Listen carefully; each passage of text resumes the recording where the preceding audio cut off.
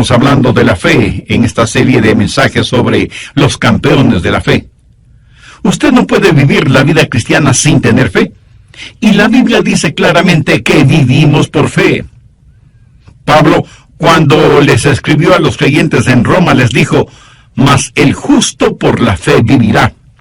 El mismo Señor Jesucristo dijo que de acuerdo a nuestra fe nos será hecho. Y el escritor de Hebreos asegura que sin fe es imposible agradar a Dios. Así que no solo necesitamos poseer fe, sino que necesitamos una fe que nos posea a nosotros. Pero, ¿qué sucede algunas veces cuando parece que la fe fracasa? Por ejemplo, supongamos que vamos a tener un programa al aire libre y oramos para que Dios nos dé un hermoso día y no hemos ni terminado de orar cuando cae una fuerte lluvia. ¿Le ha sucedido eso alguna vez? Las jovencitas oran: Señor, quiero casarme con fulano de tal. Te pido que me lo des por esposo. Y aunque esa oración es honesta, él termina casándose con la mejor amiga de ella. O hablando de algo más serio, a veces usted tiene una persona amada que está muy enferma. Puede ser su cónyuge, o sus hijos, o sus padres, o sus abuelos. Y usted pide sinceramente a Dios por la salud de esa persona, pero no se ve ninguna mejoría. Antes, por el contrario, cada día va empeorando su situación de salud hasta que finalmente esa persona muere. Y tratamos de creer, tratamos de confiar, pero pareciera que la fe ha fallado. Y estamos listos a tirar la toalla y decimos: ¿para qué insistir? Esto no sirve para nada. ¿Ha experimentado usted alguna vez una situación así? ¿No? Bueno, mi amigo, no se preocupe. Ya le llegará su turno. Llegará el momento cuando la respuesta no sea exactamente la que esperábamos. Algunas veces las pruebas, las tentaciones, las tribulaciones, los desengaños, las lágrimas, los temores llegan y parece que la fe nos sirve para evitarlos. Ahora, escúcheme con atención. El capítulo 11 de Hebreos fue escrito precisamente para aquellos que estaban listos a dejarlo todo, a darse por vencidos, a tirar la toalla. Muchos habían estado sirviendo al Señor y habían sido perseguidos en gran manera, y ellos tuvieron que aprender a aguantar. Hebreos 11 es un capítulo que pone de relieve las increíbles victorias de la fe. Busque Hebreos 11:32. ¿Y qué más digo? Porque el tiempo me faltaría contando de Gedeón, de Barak, de Sansón, de Jefté, así como de Samuel y de los profetas. Ahora, ponga atención a lo que dicen los siguientes versículos. Que por fe conquistaron reinos, hicieron justicia, alcanzaron promesas, taparon bocas de leones, apagaron fuegos impetuosos, evitaron filo de espada, sacaron fuerzas de debilidad, se hicieron fuertes en batallas, pusieron en fuga ejércitos extranjeros. Las mujeres recibieron sus muertos mediante resurrección. Y si esta lista terminara aquí, creo que todos diríamos: esa es la clase de vida que quiero tener. Pero los siguientes versículos ni siquiera los consideramos. Escuche: mas otros fueron atormentados, no aceptando el rescate, a fin de obtener mejor resurrección. Otros experimentaron vituperios y azotes. Y a más de esto, prisiones y cárceles.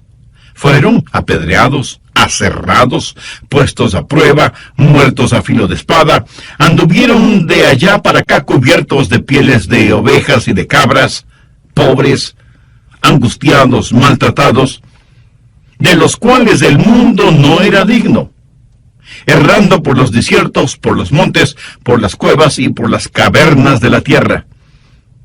Y alguien estará pensando: bueno, algo debió estar mal con ellos. Seguramente no tuvieron fe. No, mi amigo, nada de eso. Mire lo que dice el verso 39. Y todos estos, aunque alcanzaron buen testimonio mediante la fe, no recibieron lo prometido. Es como si Dios dijera que recibieron calificación de 10 sobre 10. ¿Cómo lo lograron? Por fe. ¿Lograron escapar de todas esas tribulaciones? No, pero aprendieron a soportarlas. Algunos escaparon, otros aguantaron por fe, pero todos tuvieron fe, aunque algunas veces parece que la fe fracasa. Quiero compartir con usted 3 cosas para que tenga una fe madura. Mucha gente tiene una fe superficial y supersticiosa, en vez de tener una fe espiritual fuerte y bíblica. Así que si usted está listo o lista a darse por vencido cuando llegan las crisis, no lo haga. Más bien ponga atención y ponga en práctica los siguientes 3 principios. Primero, una fe madura cree en el poder sobrenatural de Dios. Eso sencillamente significa que si Dios no lo hace, no es porque no pueda hacerlo. Hebreos 11, los versos del 32 al 35, es una lista de las cosas sobrenaturales efectuadas por Dios. Y muchas de esas historias bíblicas las conocemos desde niños. Por ejemplo, Daniel en el pozo de los leones. ¿Lo recuerda? Le dijeron a Daniel que no orara a su Dios, pero él lo siguió haciendo y terminó siendo lanzado al pozo de los leones. Pero Dios les quitó el apetito a los leones, y más bien la melena de los leones le sirvieron de suave almohada a Daniel. Pero esto no es un cuento de hadas, son historias verídicas. ¿Y qué de Sadrach, Mesach y Abednego? Les dijeron que debían adorar a un ídolo pagano, o que los echarían en un horno ardiendo. Ellos se negaron a adorar al ídolo, y los echaron al fuego. Ellos no claudicaron. Ellos no se arrodillaron. Y ellos no se quemaron. Y cuando el rey miró el horno, dijo: pensé que habíamos echado 3 hombres al fuego, pero veo a 4. Y el cuarto es semejante a hijo de los dioses. Era Jesús que estuvo con esos 3 jóvenes, y cuando salieron del horno, dice la Biblia, sus ropas no tenían ni siquiera el olor del humo, y ni uno solo de sus cabellos se había quemado. ¡Cuán poderoso es el Dios a quien servimos! Tal vez la historia bíblica más famosa, la más conocida, es la historia de David y Goliat. Goliat tenía casi 3 metros de estatura, y todo el mundo le tenía miedo, menos David. David era un joven pastor. Y mientras todos pensaban que Goliat era demasiado grande como para atacarlo, David pensaba que era demasiado grande como para no dar en el blanco. Mientras todos pensaban, Goliat es mucho más grande que nosotros, David pensaba, cuán pequeño es Goliat frente a Dios. Y Dios le dio a David la victoria sobre Goliat. En el Nuevo Testamento tenemos la historia de Simón Pedro, puesto en prisión por el malvado Herodes. Y un ángel se aparece en la cárcel y le dice a Simón Pedro que se levanta y se vista. Y no es que se escapan sigilosamente. Salen de esa prisión en forma impresionante. Los cerrojos y cadenas cayeron, las pesadas puertas se abrieron y salieron fuera de la prisión. Es interesante el notar que, de acuerdo a la narración bíblica, Pedro tuvo más dificultad entrando en el lugar en donde los otros discípulos estaban orando por su libertad que saliendo de la cárcel. Increíbles, hermosas y verídicas historias. Si usted ha caminado con Jesús por un largo tiempo, cada uno de ustedes seguramente tendrá experiencias como esas. Cuando Dios, en forma milagrosa, sobrenatural e inexplicable, obró en su corazón y en su vida. Y usted dijo, alabado sea Dios. El sobrenatural poder de Dios. La fe madura cree en el poder sobrenatural de Dios. Y jamás diga que hay algo que Dios no pueda hacer. Dios lo puede hacer todo, menos fracasar. Ahora, si usted piensa que estoy tratando de minimizar lo milagroso en este mensaje, es que no he entendido todo el asunto. El escritor de Hebreos nos da todas estas ilustraciones en donde es evidente que una fe madura cree en el poder sobrenatural de Dios. Segundo, una fe madura se inclina frente al propósito soberano de Dios. No solo está el poder sobrenatural de Dios, sino también el propósito soberano de Dios. Oh sí, a veces los caminos de Dios son misteriosos, pero eso no significa que sean inciertos o débiles. Hebreos 11:37 dice que algunos de los campeones de la fe fueron apedreados. Zacarías, el profeta, fue apedreado hasta morir. Lo mismo sucedió con Esteban. Cuando Simón Pedro, lleno del Espíritu Santo, predicó, como 3,000 almas se salvaron. Cuando Esteban, lleno del Espíritu Santo, predicó, a lo mejor 3,000 piedras le cayeron encima, hasta matarlo. Hombres llenos del Espíritu Santo, campeones de la fe. Otros fueron aserrados. Seguramente se refiere a Isaías, quien, según la tradición, fue puesto en el tronco hueco de un árbol por orden del rey Manasés, quien odiaba al profeta, y ese árbol fue cortado con un serrucho. El rey pensó que así se burlaba del profeta de Dios. ¿Se puede imaginar ser cortado en 2 partes con un serrucho? Parece que desde tiempos antiguos algunas personas tenían especial placer en torturar a hombres y mujeres de Dios. Hoy sigue siendo lo mismo. La única diferencia es que las torturas son más sutiles, sofisticadas y hasta científicas. Se dice que a los primeros creyentes los vestían con pieles de animales y luego los soltaban en los bosques para que sirvieran como presas de cacería y fueran perseguidos por los perros de caza. Otros cristianos servían de alimento a los leones en el Coliseo romano, en donde multitudes sedientas de sangre exigían que, como parte del divertido espectáculo, los cristianos fueran destrozados por los hambrientos leones. Leí en el libro de Mártires que a los creyentes los metían en fundas llenas con serpientes venenosas. A otros los amarraban en postes en la playa durante la marea baja para que durante la marea alta se fueran ahogando lentamente.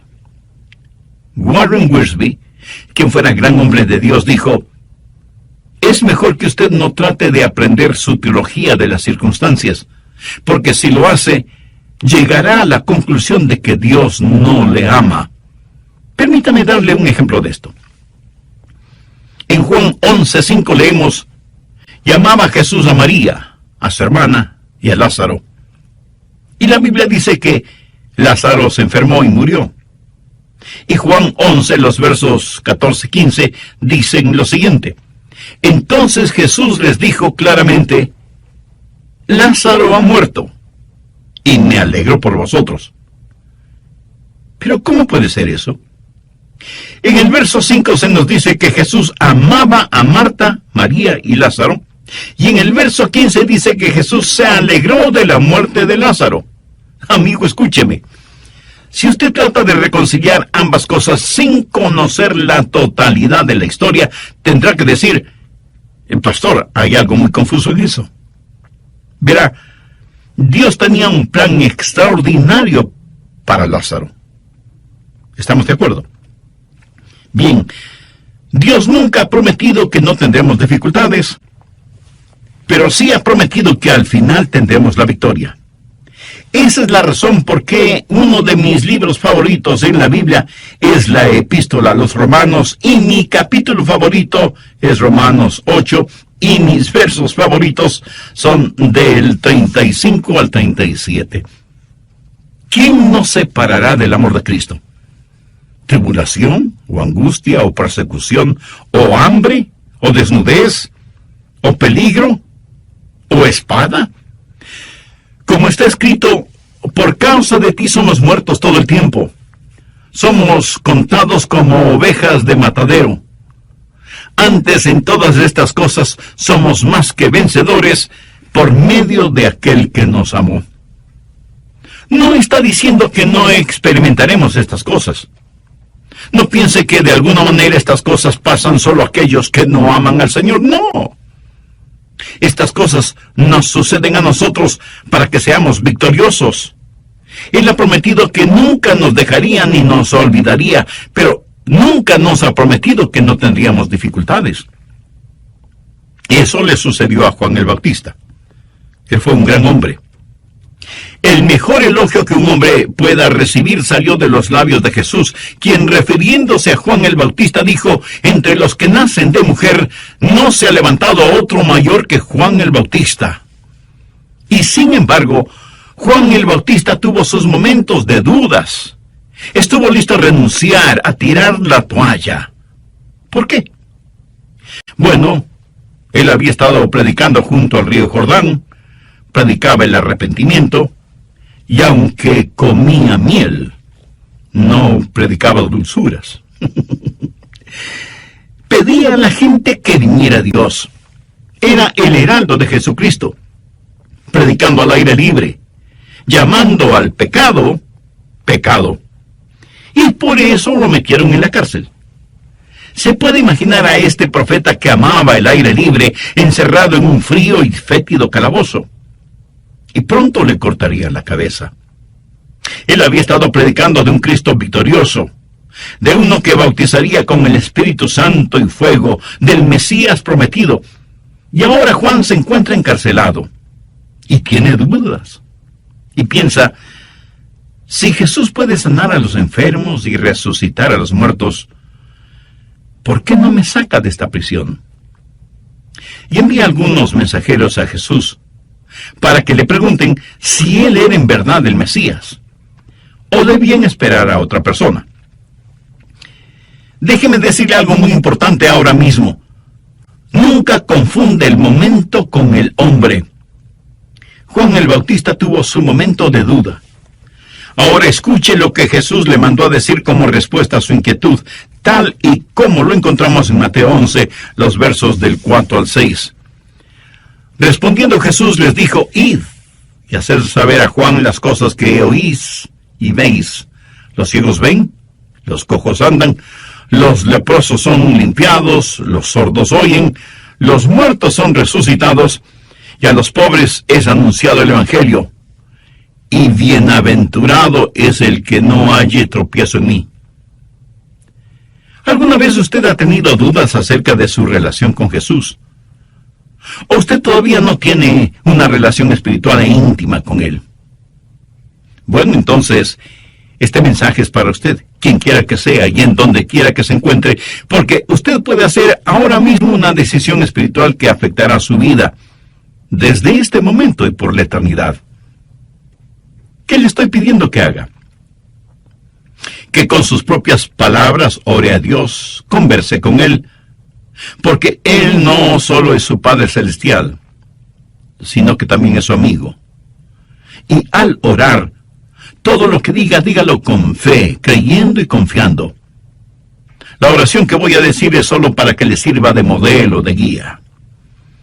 Dios eterno, en realidad no estoy acostumbrado a conversar contigo, y pido tengas la bondad de escucharme. Sé que soy pecador, y que mis pecados merecen tu justo juicio, pero vengo a ti buscando gracia y misericordia, por los méritos de tu amado Hijo Jesucristo. Señor Jesús, tu amor por mí lo demostraste en la cruz del Calvario, al morir para pagar la deuda de mis culpas y pecados. Sinceramente me arrepiento de mis pecados, y con fe como la de un niño, te pido que vengas a morar en mi vida. Te recibo como mi Salvador y mi Señor, para que obres en mí de acuerdo a los designios de tu divina voluntad. Lo pido en tu santo nombre. Amén.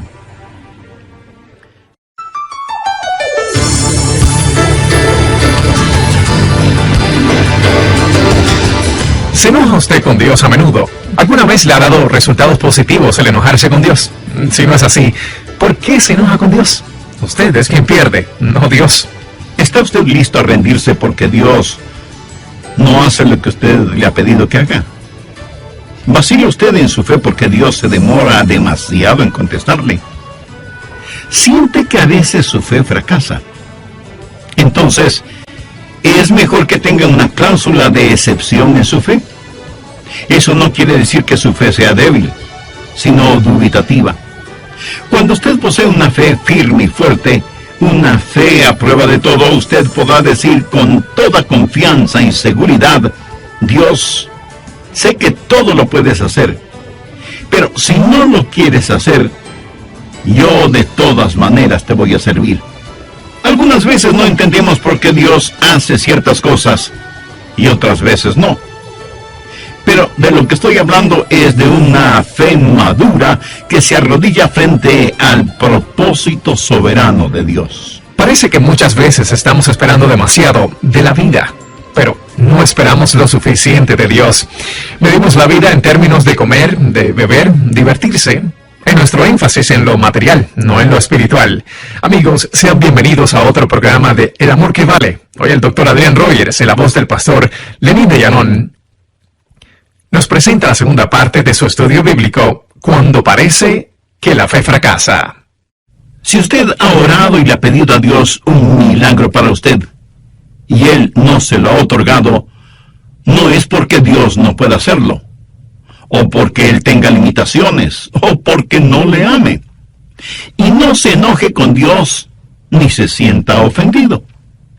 Alguien con mucha sabiduría dijo alguna vez lo siguiente: fe no es tanto el recibir de Dios lo que queremos, sino más bien aceptar de Dios lo que Él quiera darnos o quiera permitirnos. Eso es fe. En caso de que no suceda, usted necesita tener en su fe una cláusula que diga: si no lo recibe, agradézcale a Dios, porque Él sabe mucho mejor que usted lo que le conviene. ¿Se acuerda de la historia de Sadrach, Mesach y Abednego? El rey les dijo: si ustedes no se arrodillan delante de la imagen, serán lanzados al horno de fuego. ¿Qué me responden? Y la respuesta de ellos la encontramos en Daniel capítulo 3, los versos 16 al 18. Sadrach, Mesach y Abednego respondieron al rey Nabucodonosor, diciendo: no es necesario que te respondamos sobre este asunto. He aquí nuestro Dios, a quien servimos, puede librarnos del horno de fuego ardiendo, y de tu mano, oh rey, nos librará. Y si no, sepas, oh rey, que no serviremos a tus dioses, ni tampoco adoraremos la estatua que has levantado. Y si las palabras "y si no", con que empieza el verso 18, no están subrayadas en su Biblia, deberían estarlo. Los tres jóvenes le dijeron a Nabucodonosor: y si no, deseamos que sepas que no adoraremos a tus dioses, ni nos vamos a arrodillar delante de la estatua que has levantado. Nuestro Dios tiene poder para librarnos, y Él lo hará. Pero si no lo hace, no es porque esté incapacitado para hacerlo. Pero ni aun así, nosotros adoraremos tu imagen pagana. Esos jóvenes tenían una fe sólida. No tuvieron necesidad de algunas reuniones para decidir qué hacer. Tenían una fe segura, tan segura, que ni aun ante la amenaza de que serían quemados en el fuego, cambiaron de manera de pensar. El mensaje de ellos al rey fue: Dios es capaz. Pero sabemos que si Él no lo hace, eso de ninguna manera cambiará nuestra convicción y nuestra fidelidad hacia Él. Veamos otro ejemplo. Cuando el malvado rey Herodes puso a Simón Pedro en prisión, todos pensaron que él lo mataría, como mató a Santiago. Pero Dios, en forma milagrosa, liberó a Pedro de la prisión. Y surge una pregunta muy lógica: ¿por qué Dios permitió que Herodes matara a Santiago? pero no a Simón Pedro. Santiago fue malo y Pedro fue bueno. Amaba Dios más a Pedro que a Santiago. Por si no lo ha descubierto todavía, permítame decirle algo al respecto. Dios tiene un soberano propósito en la vida. La verdadera pregunta es, ¿está usted dejando que Dios sea Dios? ¿Está usted listo a poner, y si no es así, en su cláusula de fe, si es necesario? Después de todo, nada disminuye el sobrenatural poder de Dios. Y alguien me dirá, pastor, yo quiero tener fe para escapar de los problemas. Bueno, espero que la tenga. Pero si no es así, ¿tiene fe para soportar las pruebas? Deseo que usted tenga una fe que sane, pero si no es así, ¿seguiría alabando y adorando a Dios aún estando enfermo? Podría decir como Job, aunque Él me matare, en Él esperaré. ¿Podría usted decir lo que dijo el profeta Habacuc? Aunque la higuera no florezca, ni en las vides haya frutos, aunque falte el producto del olivo, y los labradores no den mantenimiento, y las ovejas sean quitadas de la majada, y no haya vacas en los corrales, con todo yo me alegraré en Jehová, y me gozaré en el Dios de mi salvación. Tercero, la fe madura se basa en las establecidas promesas de Dios. Cada una de las promesas de Dios son ciertísimas en el Señor Jesucristo. Note lo que dice Hebreos 11, los versos 39 y 40. Y todos estos, aunque alcanzaron buen testimonio mediante la fe, no recibieron lo prometido, proveyendo Dios alguna cosa mejor para nosotros, para que no fuesen ellos perfeccionados aparte de nosotros.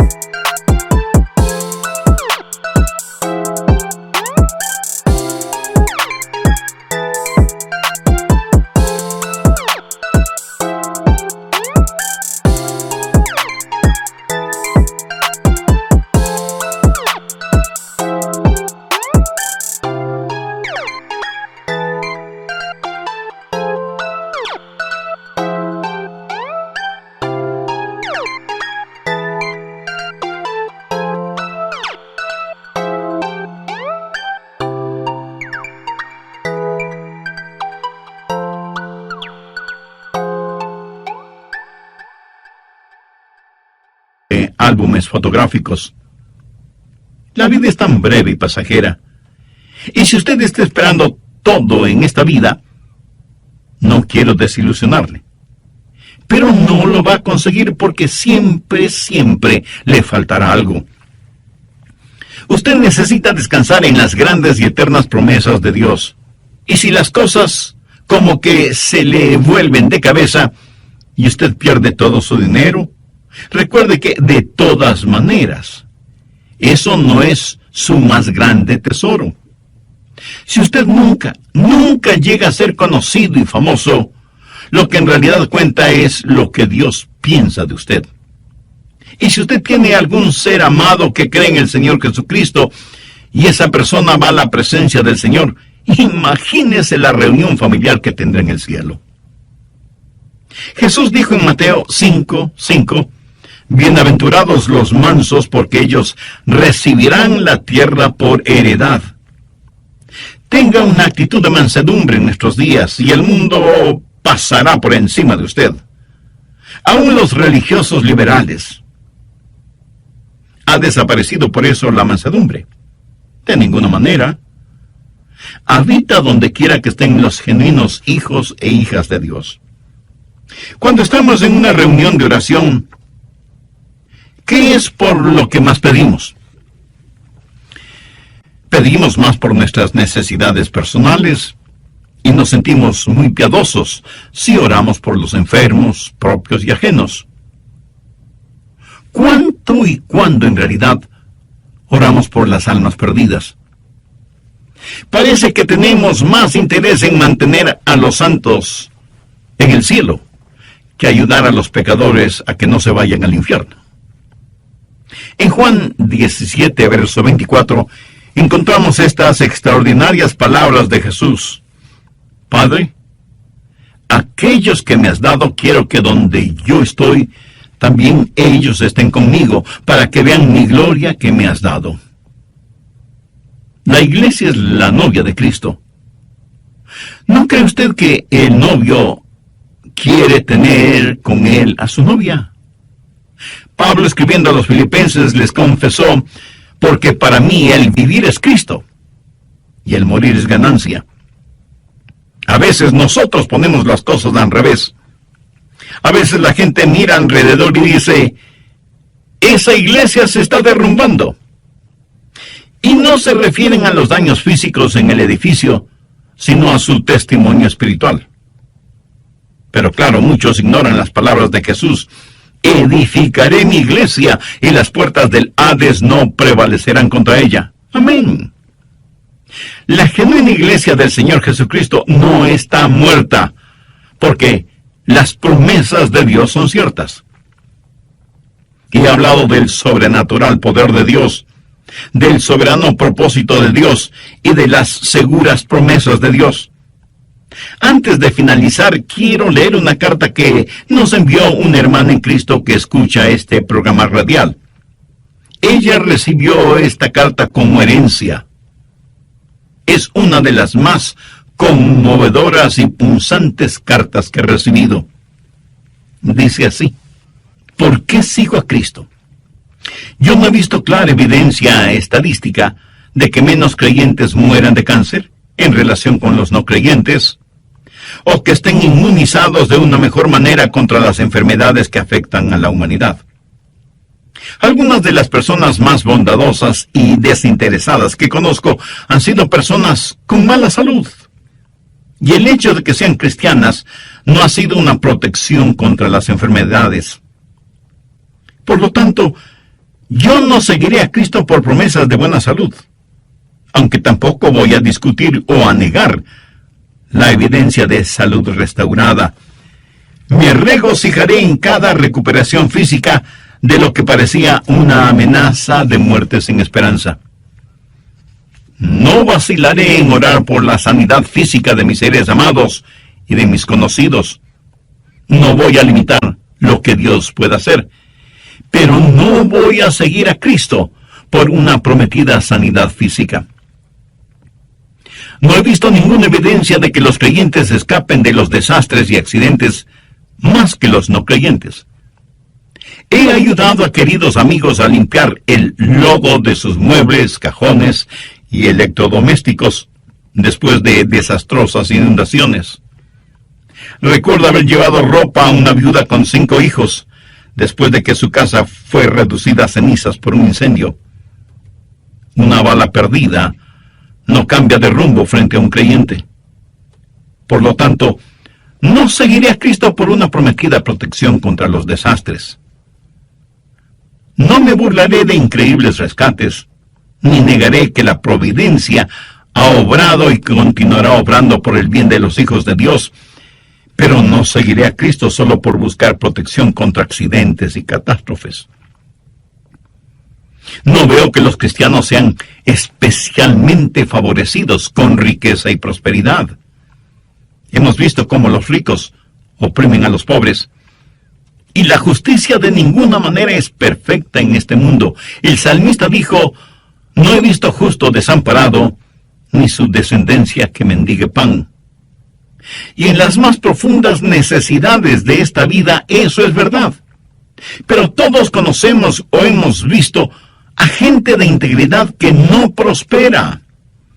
Por lo tanto, no seguiré a Cristo por la promesa de verme libre de necesidades materiales o por la esperanza de afluencia financiera.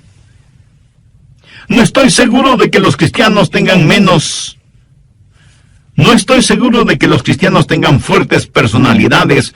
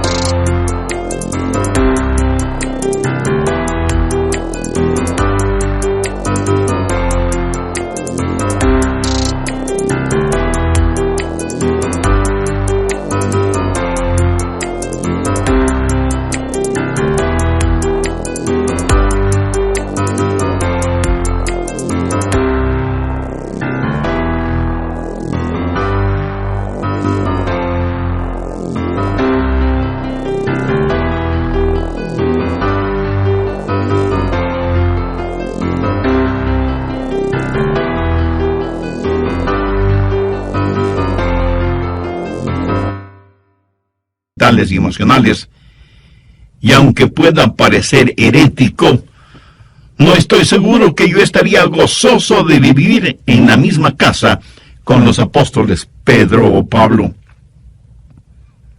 Dios quiere que la mente de Cristo sea formada en nosotros, y no tengo ninguna duda que las actitudes y acciones cristianas serán mejoradas por la clase de cristianismo que cada uno practica. Pero no seguiré a Cristo por una promesa de tener una personalidad encantadora o en busca de popularidad. ¿Por qué entonces sigo a Cristo? ¿Por qué ser un discípulo de Jesús cuando eso puede complicarnos la vida tal y como Él mismo lo advirtió? Yo le sigo por una sencilla razón. En Jesús vemos el rostro de Dios. Él es la verdad, la eterna verdad, Dios encarnado. Sé que por su muerte, vida y resurrección, soy reconciliado con Dios, el dador de la vida. Estoy seguro que nada puede separarnos del amor de Dios. Él tiene todo el poder y confío en Él y sus promesas. A Él le ofrezco mi vida, saludable o enferma, joven o llena de años, eso no importa. Jesús es la única cosa cierta en un mundo totalmente incierto y debe ser adorado, no para que algo me pase o algo suceda en el mundo, sino porque Él es Dios y por medio de Él está reconciliando al mundo con Dios y con Él mismo. Él me salvó y es mi justificación. Es el imán que todo lo sostiene. El adorar al Dios de nuestra salvación, el ofrecerle sacrificios de alabanza y de gratitud, esa debe ser nuestra única vocación. Y le ofrecemos nuestras vidas a Dios, no para ser saludables, ricos o sabios, ni siquiera para tener la fortaleza para realizar grandes cosas por Él, sino porque únicamente Él tiene derecho sobre nosotros. Dios no es una circunstancia hacia un fin. ¡Qué carta más extraordinaria! ¿No le parece? Fue escrita por John Hutchinson Jr. en 1981 y una de sus herederas me la hizo llegar a mí. Es una de las cosas más profundas que he leído y que se relaciona con la realidad de cuando nuestra fe fracasa. ¿No será que esté esperando de su fe algo que Dios nunca en realidad determinó que tuviera? La verdadera fe es centrar nuestras vidas en Dios Todopoderoso. La fe madura cree en el sobrenatural poder de Dios. La fe madura se arrodilla ante el soberano propósito de Dios. La fe se basa